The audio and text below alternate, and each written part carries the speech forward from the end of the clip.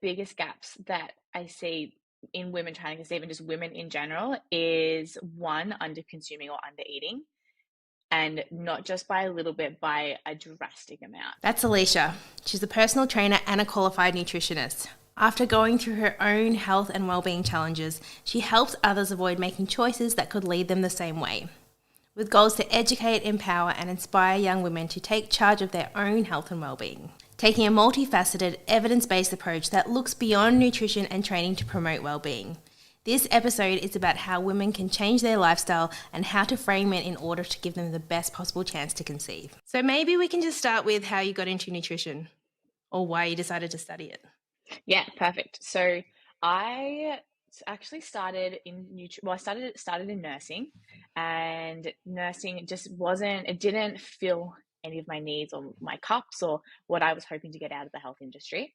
And then being unwell myself, I was diagnosed as celiac, so not being able to have gluten. And I was just having a lot of problems with dairy and being told not to eat like onion and garlic and chili. And there was so many foods that it was just like, you can't eat this, you can't eat this, you can't eat this. To the point where I was just living off fruit and veg every day. And that was it, because that was all I was allowed to eat. Oh my God, that's so And boring. it was so boring, and not to mention all the other illness and sickness that comes with that. So you were just living off fruit and veg? Yeah, so fruit and veg was pretty much the only thing, and that just made me sick and tired, iron deficient, and there were so many other things that were going wrong, and hormones as well. So then I decided to move into the nutrition field and learn about it myself so that I could advocate for myself. That was the initial plan. So I did my diploma of nutrition first, and then I just fell in love with nutrition and understanding how our body works and what our body needs. And then I went on and did my Bachelor of Health. Amazing. And you work with women who, well, I just guess who are trying to balance their hormones and work with their cycles, but also women who are trying to conceive. Yeah, 100%. Women of all aspects, whether it be from women that are 18 or women that are in their 50s. It's quite a big range, mainly dealing with trying to get their hormones back in check, their weight managed, performance as well, mentally and physically. So they kind of all go hand in hand. And I'm sort of amazed. Like, I feel like I have quite a strong grasp of nutrition and health. And then when I had a session with you, I couldn't believe how many things were lacking from my diet or that I was missing. I think the biggest gaps that I see in women trying to conceive and just women in general is one, under consuming or under eating. And not just by a little bit, by a drastic amount. So it could be like, for some women, like 1,000 calories under what their body actually needs. Also, there's overeating in there too, but deficiency in protein is probably the biggest in terms of your 3 macronutrients. So your carbs, your proteins, your fats, and carbs are also well under as well, which I think has just come from years of fear mongering around consuming carbs, and that carbs are the devil and carbs are the enemy. And I know we've had this conversation so many times. Well, you've healed my hate of carbs, and now I consume them without guilt, which is the most amazing thing, and it feels good. Yeah, for so long I just was so scared to eat them, and I was actually surprised that I was under eating calories when I felt like I was eating so much anyway. So what we actually need can be so much more than what we think we need. 100%. And I think a lot of it comes from, one, we're never educated at any point in nutrition. It's just something that we just grow up and we eat, and we just stick with the foods that we like. We're never actually taught about what our body needs and why we need it. And also social media plays such a big influence into what we eat and how much we feel like we should eat. Like the amount of people that watch and consume what I eat in a days, or, you know, they're just blasted with pictures of people's bodies all day, every day as they scroll. It's plays probably the biggest part into that under eating and carb hating side of things. And I would say that a lot of women I see in the clinic, when we come back to that not eating enough protein, is that when we talk about what they eat in the day, they can often get through to almost nighttime and they haven't consumed any protein. So it might be just fruit and yogurt for breakfast, maybe a salad for lunch with nothing in it. And then they've kind of gone the whole day without fueling themselves, but then not realizing the impact that that has on their hormones. Yeah, absolutely. And especially if they're, you know, they're living a lifestyle that they might even get up and train first thing in the morning. So they're moving their bodies, they're active, yet their most nutrient dense meal or their most energy and calories deficient meal isn't until they get home at 6, 7 p.m. that night. And then they finish dinner and it's like, oh my gosh, give me anything and everything. And then we see all those cravings and late night snacks. And everyone's like, I overeat on chocolate. And it's like, well, you're not overeating. You're just filling in the gaps from what you've lacked earlier in the day. All day. All And what day. sort of impact will that have on their cycles? So our cycle is highly dependent on our stress levels and the way our body perceives it's safe. And our body doesn't really know the difference between the different types of stress. It just knows that it's stress, whether you're being chased by a tiger or you have an assignment due or you've got a massive board meeting or you're trying to conceive. That's a stress in itself. And all of those stresses places your body at a point where it's like, well, I don't have the energy, one, to create the hormones in order to produce a cycle or to release an egg or to have a regular cycle.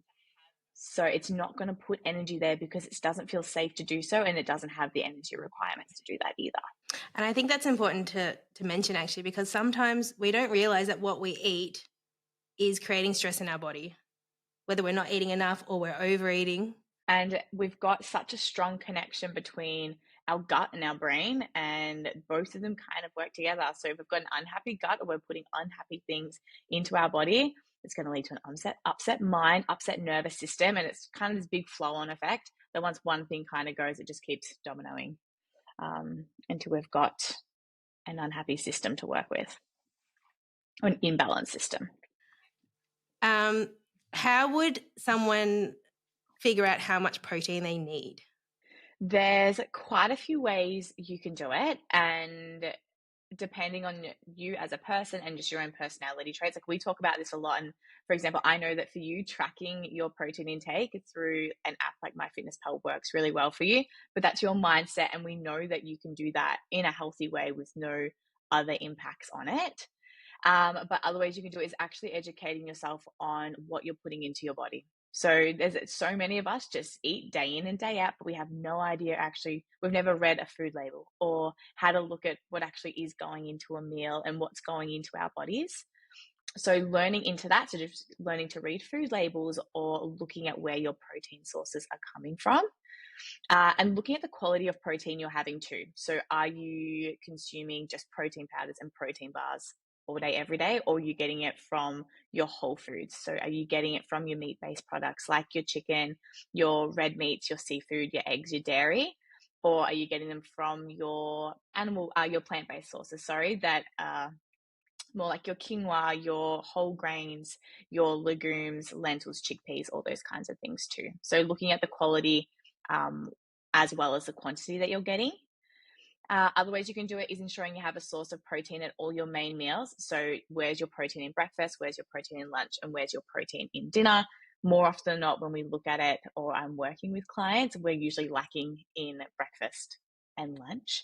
And then dinner is where we'll chuck in a steak just to hope for the best, or put in a chicken breast because, okay, that's my protein for the day. But we've kind of missed that early on. And then also working with a nutritionist or a dietitian is always a really great way to be educated, one, on protein, but two, to make sure that you are getting enough, because they can help you by tracking for you so you don't have to do it if you already know that's going to be a stress for you. And it's just a great way to learn all the different types of protein and how to get it in. And is there a negative side to having more protein powders and things like that versus meat? Like, is there a difference in the types of protein you consume? There is a different type, and the quality of it is pretty much what changes. We, as nutritionists and dietitians, all the time will say to prioritize the whole food itself. It's always going to be the best. It's going to be the best quality, and it's going to be the best for you. Protein powders or protein bars, they are a convenient and really easy way to get in your protein if you know that you're lacking. Again, it comes down to a bit of education and doing your own research into what's going into those products. So if you're looking at the back of a protein powder and it's just like lists and lists and lists and lists of ingredients that you have no idea what they are, they're often just fillers to make it taste good. But again, it's just becoming aware of what's going into it. And if you know you can get it from a whole food, you're better off doing that than just chucking in a protein powder just for the sake of it. Yeah, okay. So protein for the building blocks of basically the whole body. Yeah. What about other foods or other nutrients that are essential to get from your diet? So for women, iron, 100%. It's the first one that goes off every time anyone asks, and it's the first thing I look at as a nutritionist as well, especially when women are coming to you feeling low energy, or they're tired, or they've got brittle nails, or their hair's falling out, or even low libido will fall into that category as well. So iron's a really, really big one to look at and to have tested regularly for anyone that is menstruating. It's incredibly important, making sure that you're staying on top of it. Because quite easily we'll just jump onto supplements and not really think about how much we're getting from our diet as well. Because I know, because I've been tracking and working with you, that I have such a low amount of iron-rich foods in my diet, and I'm finding it hard to kind of just figure that out. What are the easiest ways to sneak it into your diet or into meals? So making sure you've got a balance of iron-rich sources throughout the day, and pairing them with foods that are rich in nutrients or co-founding nutrients that help you absorb it. So iron pairs really well with vitamin C. So you might have fish or a poultry paired with something like broccoli, or your capsicums, or your bright, vibrant vegetables that are higher in vitamin C, because vitamin C will help you absorb that iron. It's also important to keep iron away from things called tannins, and tannins are what we find in coffee or caffeine or in alcohols, because they will inhibit the absorption of iron, or make it a lot harder for us to get a good absorption rate of iron into the body. Whereas a lot of people would tend to have a glass of wine with dinner, which is probably where the majority of their iron's coming from, but then those two are competing for each other in the body. So, keeping them if apart. I was to have a steak with a glass of red, I won't absorb as much as if I was just having a soda water. Yeah, 100%. And you'll still absorb some of that iron, 100%, but there'll still be that competition, and you're reducing the likelihood of you being able to get as much iron from that source as you can. Yeah, okay. And do you think with women who are trying to conceive, they need more than, say, someone who's just going about their life? Absolutely. It doesn't hurt. Yeah. Iron definitely is one of those ones that they need to be mindful of, and not necessarily higher, but just being mindful and aware if their iron levels are within that normal range to begin with. And normal range is in like smack in the middle of the range, not if you go to a GP and it's like, oh, your iron levels are they're fine, they're within range, but they might be sitting right on the cusp. Ideally, you want it to be. So you're just surviving. You're not thriving. You're not thriving. You're not thriving. They need to be a little bit higher, and that's where it's important. You can have too much iron, so that's something then to be mindful of too. So again, just having your levels tested, working with your health professional to make sure that your iron levels are within your normal range is really important. Test, don't guess. Test, don't guess. What about, we talk about this all the time, and I've never talked about fiber as much as I have with you, and realize how important it is. Yeah, we talk about it all the time, and actually it's changed my life. Yes. And I think maybe thinking like low carb, more keto based diets, I was just lacking so much fiber in my diet that it was wreaking havoc with my digestive system. But for fertility as well, it's important. It's important to have adequate fiber in your diet. Fiber is incredible. I could literally talk about that. Could be a whole episode in itself. That's how much I love fiber. And it's incredible how much of us underconsume fiber. For a bit of a range, ideally, if adults or anyone above the age of 18, we should be having about 25 to 30 grams of fiber per day, which sounds low in comparison if you were talking about your ranges for, say, protein, carbs, or fats. But it is quite hard, and you'll probably know to get in 25 to 30 grams of fiber if you're not used to it. But it's incredible for so many things. So it lowers your risk of chronic conditions, so heart disease, diabetes, breast and colorectal cancer fall into that. It helps keep your bowel movements regular. It can help reduce inflammation, and most importantly, it feeds the good bacteria and it supports your gut microbiome. And your gut microbiome is in charge of so many processes. And keeping a happy and healthy gut is going to keep your body happy and healthy and support all of those other systems in your body. Especially when you have conditions like excess estrogen, it's really important that you move your bowels, because that's how you can clear excess estrogen. And having it through your diet means you're less likely to need a supplement to make your bowels go. And fiber also, that good and healthy gut microbiome, it's going to help keep your hunger levels at bay. It helps support your Mm. body's use of sugars, and it also helps keep your blood sugar levels stable too. So for women with PCOS, it's also a really great way to help keep those levels in check as well. And again, helps reduce that stress and inflammation associated with irregularities with your blood sugar levels. That's been one of the biggest game changers, I think, since upping my protein and probably increasing the fiber as well. I don't crave sugar in the same way I used to. Yeah. So just feeling, I guess, is it fuller or just feeling more satisfied or meeting my Yeah. requirements? And you'll feel fuller. So fiber, it has a bulking action to it. So we have soluble fiber and insoluble fiber. Both of them will help to add bulk to stool, which we will pass, but it also takes longer for our bodies to digest fiber. It's a more complex compound, it's a type of carbohydrate. So it takes a lot for us to work through. Our body can't actually digest fiber. It goes through the body undigested, but because it's still moving we don't digest it. No. So it's a type of carb that our body can't digest and therefore passes through undigested.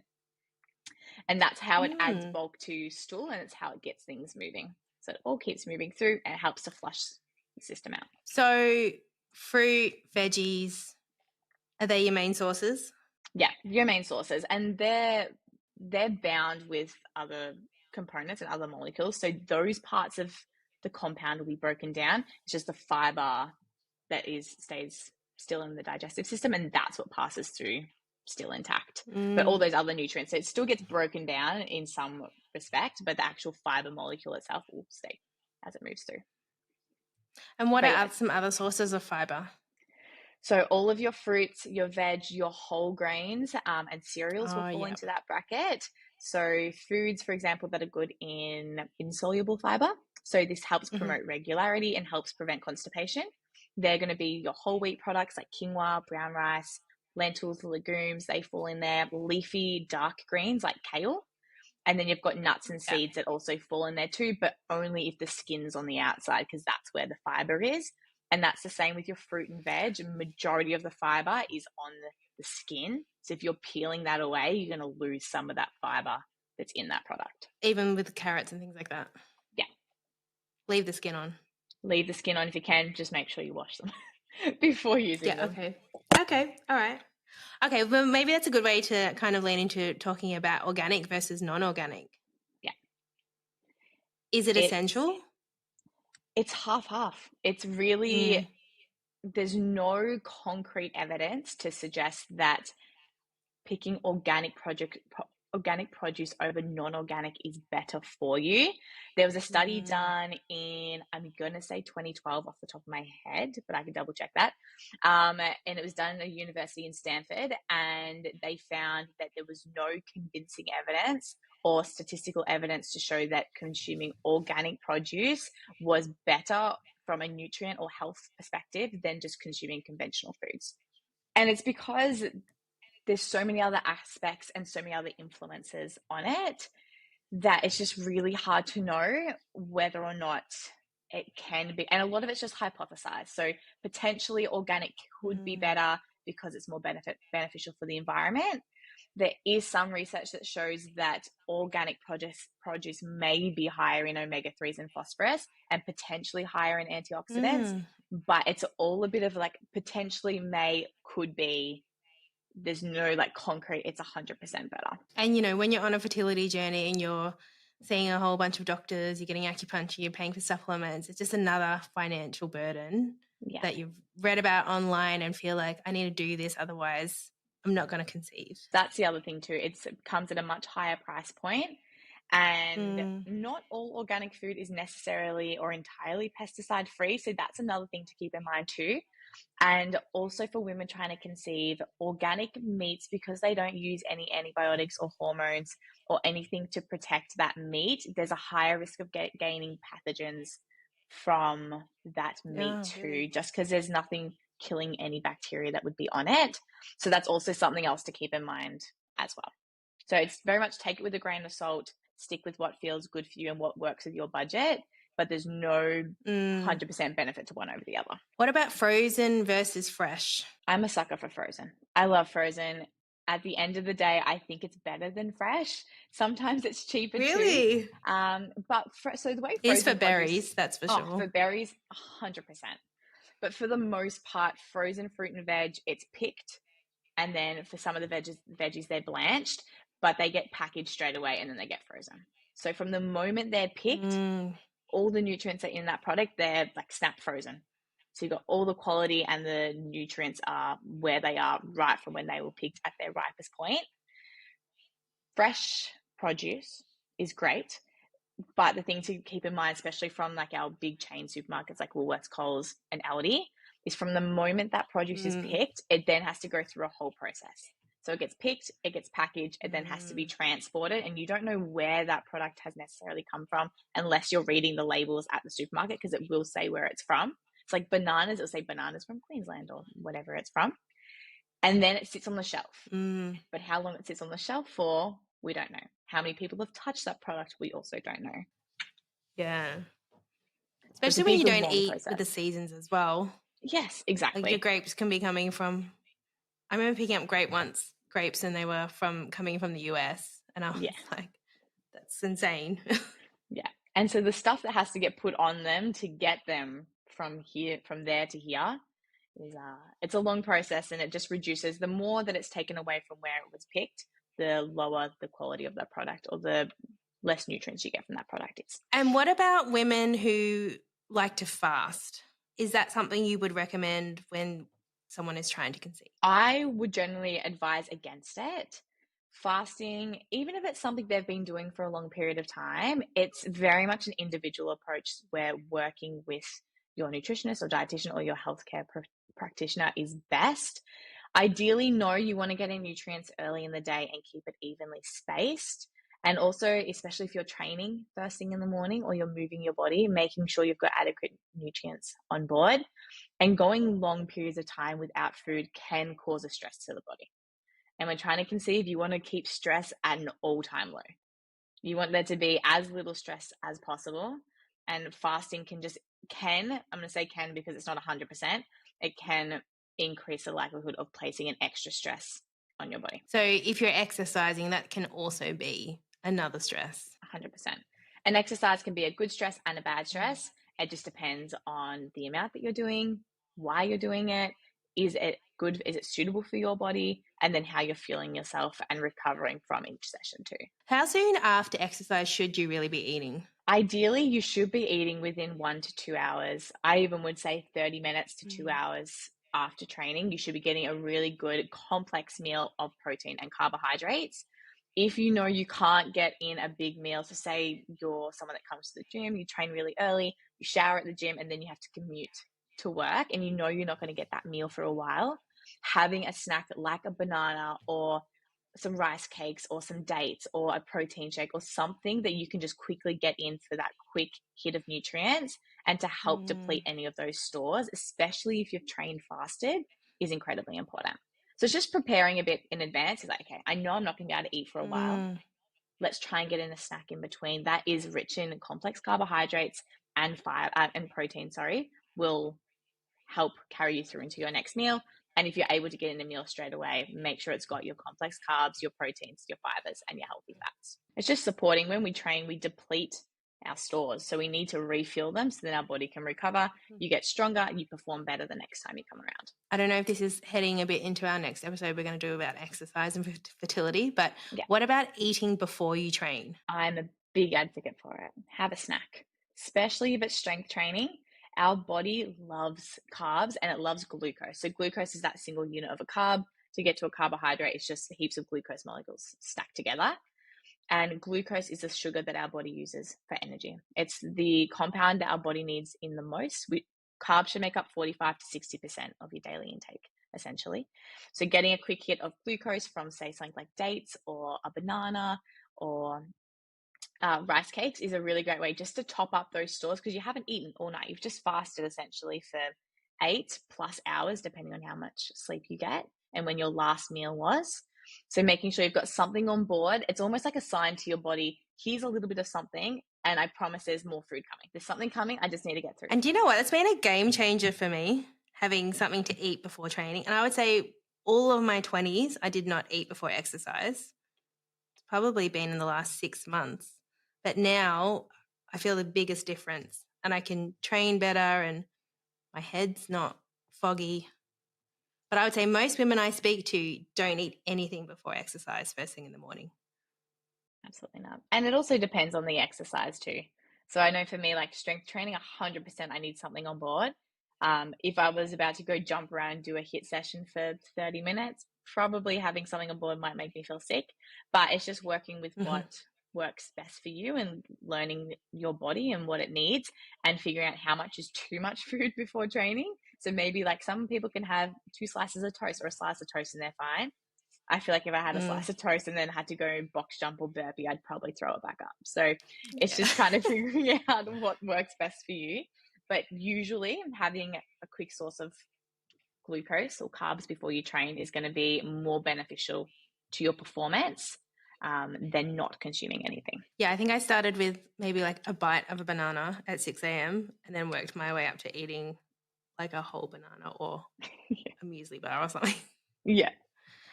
It's a Just had to process. train my stomach. Okay, what about, we haven't really talked about fats. Like that's a huge part of hormone production. Yeah. Are most women consuming enough fats? Women tend to be getting enough fats, but it's where their fats are coming from lies the problem, and the type of fat. So you've got your saturated and your unsaturated fats. Saturated fats is what we want to limit and keep in moderation, and unsaturated fats is what we want the most of. That's where our omega-3s are, and our healthy fats, so our unsaturated fats, they help us absorb vitamins like vitamin A, vitamin D, vitamin E, and vitamin K, and we use those vitamins for so many things. We use them for our immune system, we use it for our nervous system, we use them to create hormones.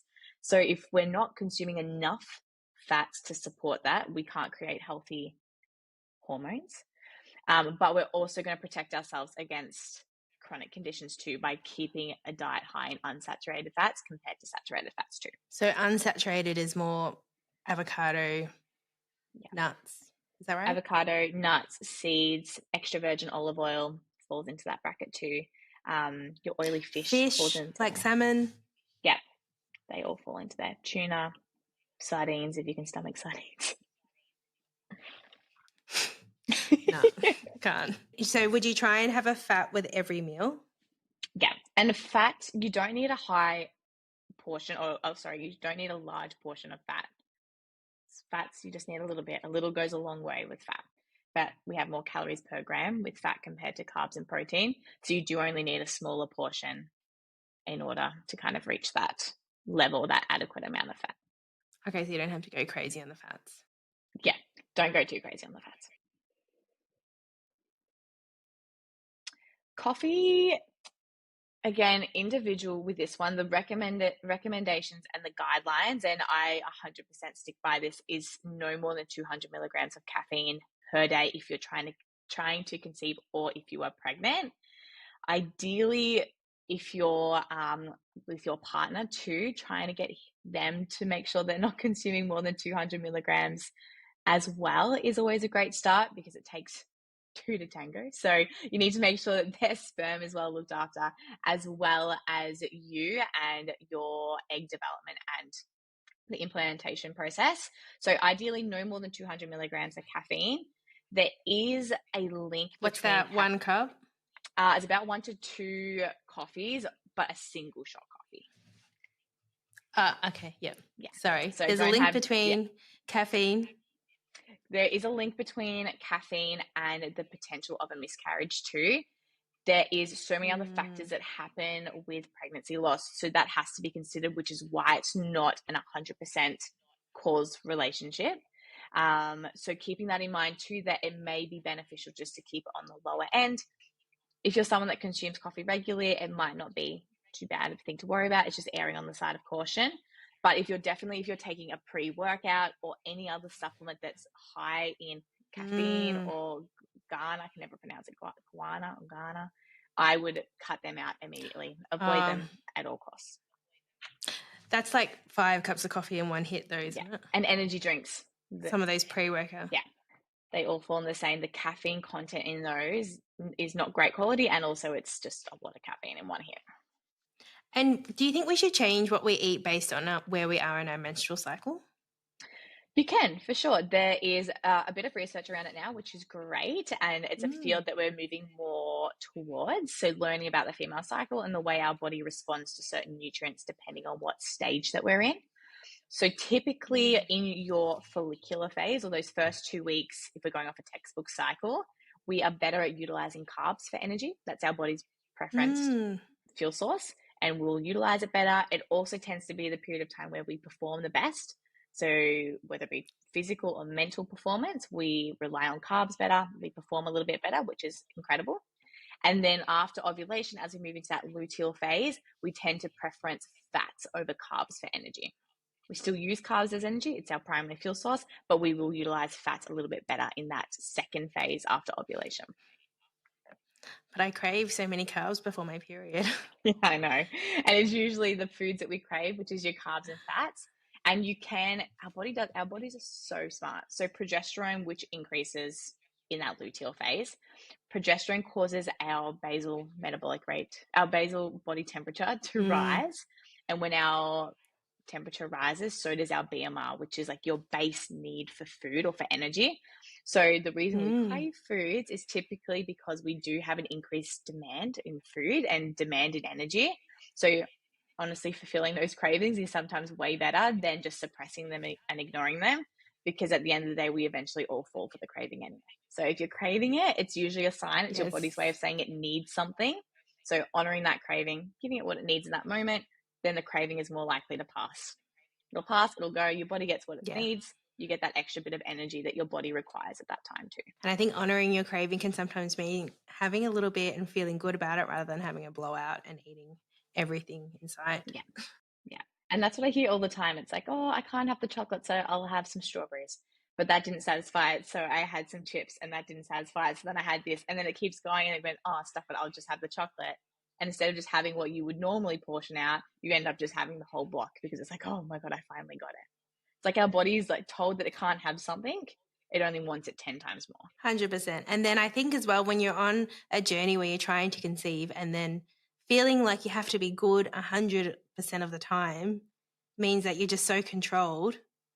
And then it's really hard to maintain, to not have a little bit of flexibility, or to feel like if I have that chocolate or I have that coffee, then I'm going to affect my chances really badly. And that's where it comes down to learning your body, how your body responds to certain foods and certain nutrients and certain environments, and working really closely with that and going, hey, what does my body need in this moment? How does my body respond? So if you know that you're someone that when you have caffeine, it causes you to feel anxious, probably avoiding or limiting coffee whilst trying to conceive is probably beneficial for you.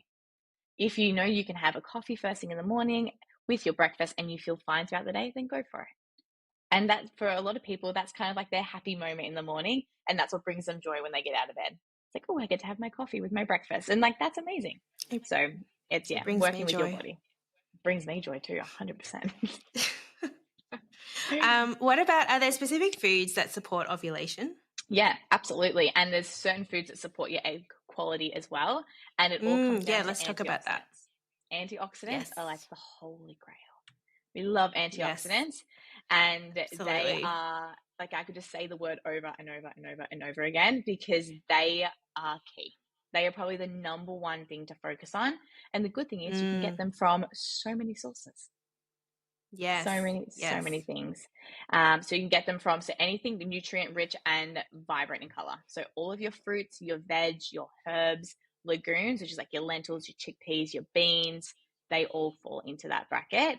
And they're going to help support the Mm. quality of the egg, but they'll also support that ovulation process as well. And what about for implantation? Implantation, it pretty much is the exact same thing. So looking for nutrient dense foods or having a nutrient dense diet that's rich in antioxidants. So your fruits, your veg, whole grains, especially quinoa, you can get some protein from there too, Mm, brown rice and whole wheat bread.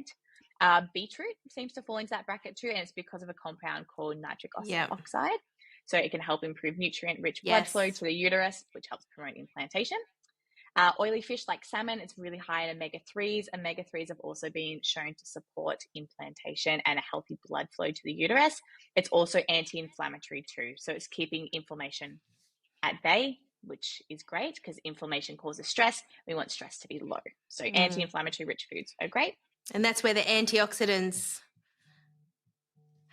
go against the antioxidants fight inflammation. Antioxidants are great. They keep inflammation at bay. They support stress. They fight off free radicals. Free radicals can cause damage to cells in the body, and we don't want to damage the cells. We want to keep them as healthy as we can. So antioxidants are great for that. So omega-3s, antioxidants, they're going to be your best friends for egg quality, ovulation, and implantation.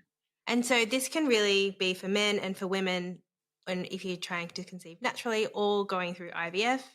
And I guess if you're working with someone and you're getting enough of it through your diet, then there's less need to supplement, would you say? Always food first. Supplement should be the last thing. It's in the name. It's there to supplement the diet.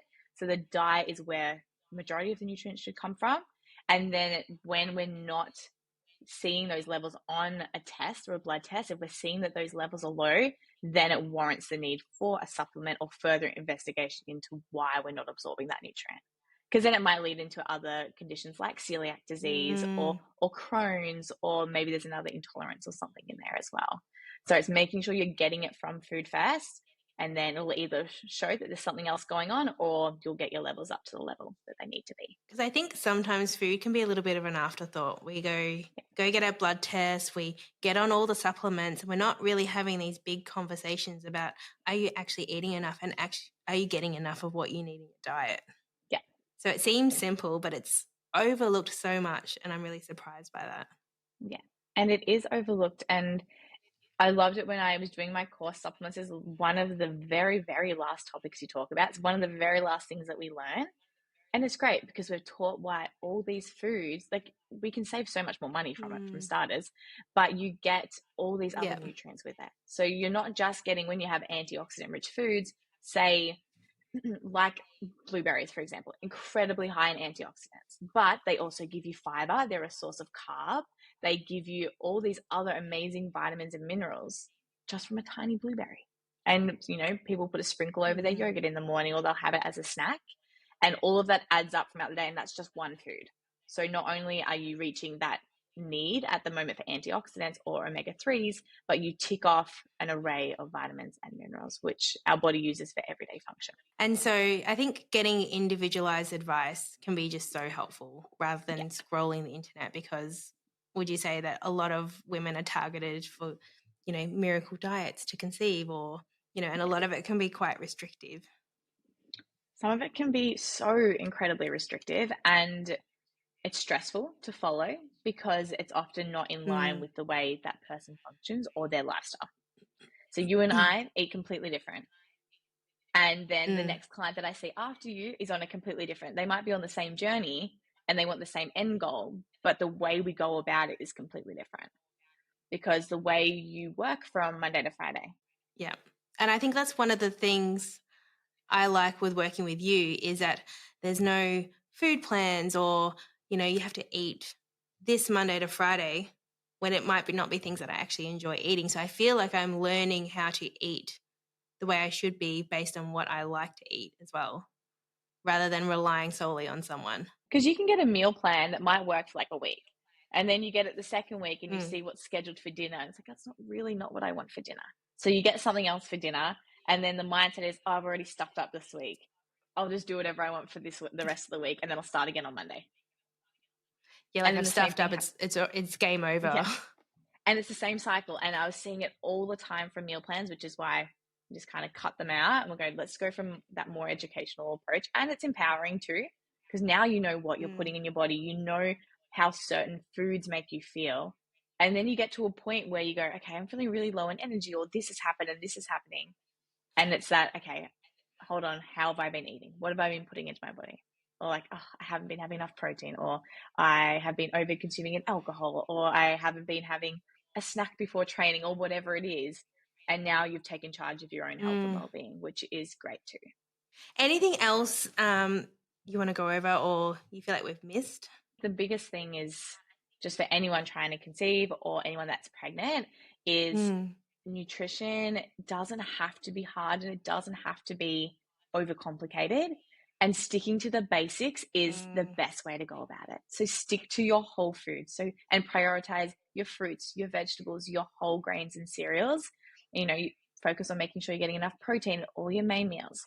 And it sounds like a lot if it's not something you do every day, but it's just taking a step back, write it down if you need to, get your partner, get your family involved as well, do it all together, and make sure that what you're putting into your body nourishes you. Check in with how you're feeling, work with your health professionals, and keep your stress at an all-time low. And if you're confused, find someone to help you. And make sure you know the person that you're seeing too. I think that's really important to point out as well, is that nutritionists and dietitians fall into different brackets. So I'm a nutritionist, so I've done my Bachelor of Health Science Nutrition. So I can support and educate healthy eating and support weight management, but I can't treat conditions. So I couldn't, if you came to me with a health condition, I wouldn't be able, if you came to me with diabetes, I wouldn't be able to treat you with diet to help your diabetes. But if you came to me and said, oh, I am at risk of getting diabetes, I would like to reduce my risk, I could help support the diet for that. And anyone can be a nutritionist, anyone. So you could go into a weekend course and it's the equivalent of someone that does a bachelor degree, whereas all dietitians are nutritionists. Yeah, there's no regulatory term for a nutritionist. So if you watch scrolling or you're going to download someone's ebook, just do a quick little research and see where they're from, what their learning is, have they done a degree, are they an influencer that is just promoting a product? So it's something to, whereas all dietitians are registered. So a dietitian, to be called a dietitian, they have to be registered in Australia. So you can be with a lot of confidence, 100% confidence that they are well studied and they've done their degree. But nutritionists, just take it with a grain of salt and make sure you kind of know where your information is coming from. And find someone that really aligns with your values too. Like if you know you hate tracking calories, but you go see a nutritionist that's going to make you track, you know from the start that that's never going to work. But if you go to a nutritionist to learn and to be educated, because that's what you like and you know that's how you work, then absolutely, match made in heaven. Yeah, it should take the stress away, not add more on. Yes, absolutely. If it's making you more stressed, I would seek an alternative. I will link in your details, so your socials and your website, because you are about to move to the other side of the world, but you will still be running nutrition consults online. Yep. Is that right? Yeah, absolutely. Yep. So still running a full schedule. Yeah, so you'll be able to, and I think it's perfect for anyone who wants help with their nutrition, but also potentially wants help with how they train or some more information about that as well, because you're also interested in how athletes train and eat. All things I could talk about all day. Thank you so much. That was great. Thank you for having me. And we will be chatting soon again about exercise and fertility. Yes.